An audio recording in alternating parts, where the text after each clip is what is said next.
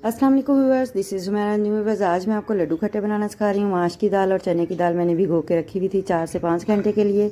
इसको अब हमने ग्राइंडर में डालना है और अच्छे से पेस्ट बना लेना है। ग्राइंडर में डाला और इसके अंदर 3 ग्रीन चिलीज़ डाल दी और उसके बाद सॉल्ट 1 टीस्पून इसके अंदर ऐड किया, लहसुन के जवे ऐड किया और पानी ऐड करके हमने इसका पेस्ट रेडी करना है। चलिए ये ग्राइंडर को मैंने ऑन किया और ये पेस्ट बन जाएगा थोड़ी देर में। और फिर जब ये रेडी हो जाए तो फिर इसको एक बाउल के अंदर निकाल लें, चम्मच से या स्पैचुला से निकाल लें। ठीक है जी, ये रेडी हो गए थे, मैंने इसको निकाल लिया बाउल के अंदर।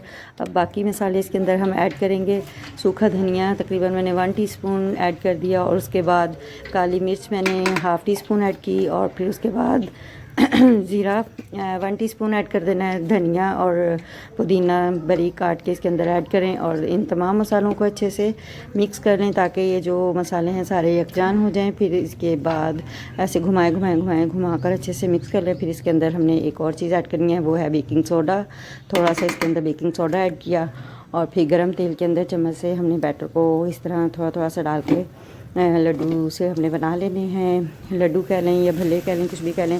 फिर इसको चम्मच की मदद से नीचे को प्रेस करें ताकि अच्छे से अंदर से भी गल जाएँ। ये मज़ेदार से लड्डू रेडी हो चुके थे। अब बारी है खट्टे पानी की। गोलगप्पों वाला खट्टा पानी मैंने मंगवाया, उसके अंदर इमली की सॉस डाली और ये खट्टा पानी रेडी है। भले ऐड करें और इसमें सलाद वाला प्याज ऐड करें, धनिया ऐड करें। ये मज़ेदार से लड्डू खट्टे रेडी हैं। अगर आपको ये मेरी वीडियो अच्छी लगी है तो लाइक और सब्सक्राइब कर दें।